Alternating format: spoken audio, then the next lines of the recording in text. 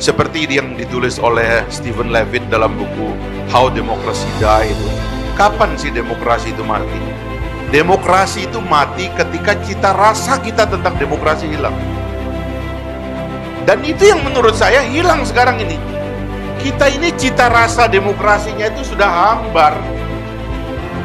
Sudah nggak ada gitu loh. Yang tinggi, ide-ide yang besar itu sudah hilang dalam perdebatan politisi. Sudah nggak ada. Sehingga yang konyol-konyol kok bisa kayak bener gitu. Misalnya orang bisa merayu presiden untuk mengangguk supaya diperpanjang masa jabatannya. Itu kan ngawurnya itu ampun deh gitu loh. Tapi karena cita rasa kita tentang demokrasi memang lagi turun, yang gitu-gitu seolah bener. Kemudian menteri-menteri pedagang nih propose, katanya pengusaha ingin supaya presiden. Dari mana itu teorinya? Demokrasi itu adalah tentang pembatasan, itu kata kuncinya demokrasi. Kalau kerajaan itu nggak ada batasnya dan permanen karena sumber dari kekuasaannya itu adalah darah.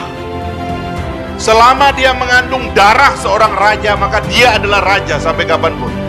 Anak saya adalah putra mahkota saya karena di dalam darahnya ada darah saya. Permanen sifatnya. Tidak ada konsep kedaluarsa. Militer juga berkuasa itu selama dia pegang senjata dan bisa nakut-nakutin orang, itulah kekuasaannya, permanen. Tapi kalau dia dikudeta, maka dia berganti kekuasaannya. Nah, demokrasi itu masuk dengan asumsi nggak ada yang permanen. Kita bikin ini terbatas, kita bikin ini waktunya kita potong. Kita bikin itu supaya tidak kuat. Makanya dia mengandung konsep obsolet. Suara rakyat itu diberikan kepada kamu, tapi ada unsur kedaluarsanya. Itulah demokrasi. Kalau kamu dikasih waktu 5 tahun, nggak ada perpanjangan. Itu teori demokrasi yang cita rasa kita itu mulai hilang sekarang.